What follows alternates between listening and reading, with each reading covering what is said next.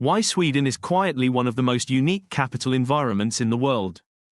Most countries trying to attract capital compete on one of three things: lower taxes, faster execution, or looser rules.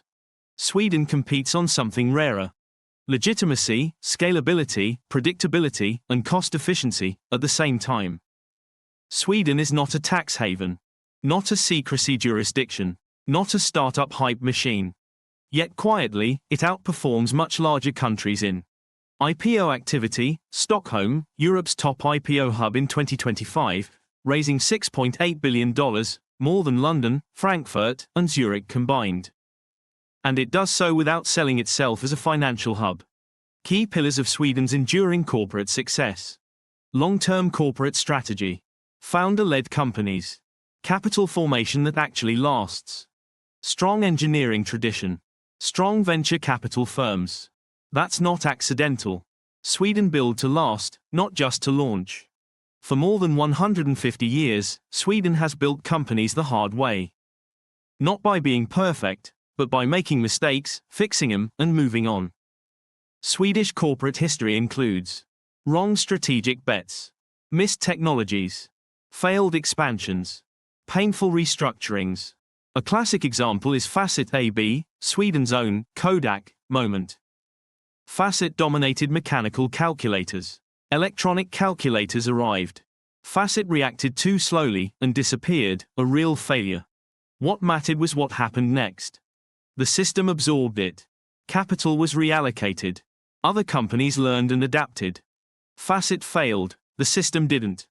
There are also quieter examples of Swedish pragmatism. When Volvo came under pressure to build an SUV, it didn't defend tradition at all costs, and didn't blindly copy the American model either. It read the temperature, understanding the risks of a large SUV development investment. Volvo did what Swedes often tend to do: it compromised and invented, enter the modern cross-country vehicle. Another example is Ericsson, Sweden's smartphone moment. Ericsson led the mobile phone era, but, via Sony Ericsson, reacted too slowly to the 2007 iPhone revolution and lost consumer market share to Apple and Samsung. In 2012, it fully exited. By refocusing decisively to network infrastructure, Ericsson now powers the very networks that enable the very smartphones it no longer makes, turning a missed opportunity into enduring leadership.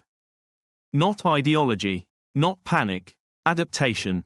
That pattern is very Swedish corporate. Don't deny market pressure. Don't overreact.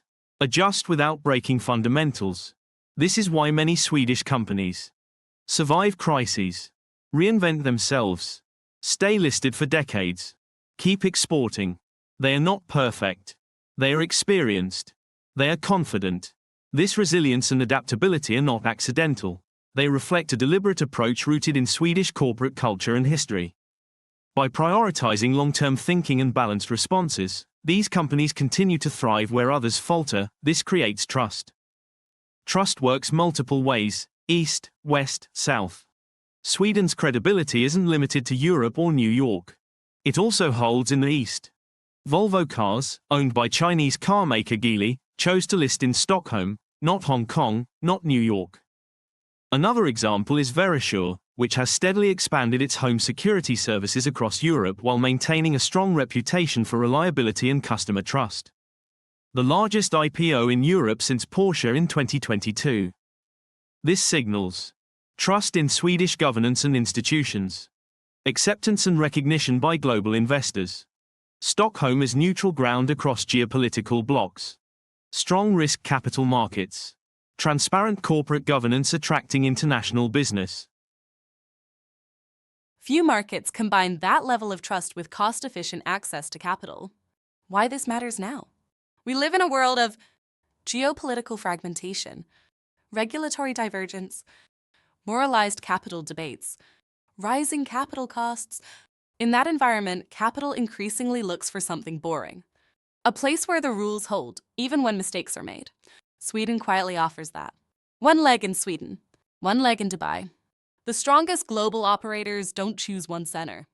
They connect systems.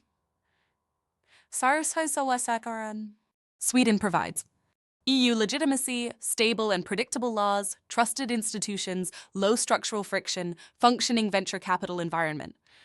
Dubai provides east-west-south connectivity, global deal flow speed, practical cross-border execution. Together, Sweden anchors trust, durability, corporate and industrial know-how. Dubai connects regions and capital speed, undivided will to build. This isn't tax optimization. It's structural efficiency across worlds. If you're a founder, investor, financial planner, or operator building across regions, this matters. You want to know more or discuss how this works in practice? Feel free to contact me directly. See link in bio. Please share your thoughts, questions, or would like to challenge any points raised here. Please drop a comment. Let's keep the conversation going and learn from each other's perspectives.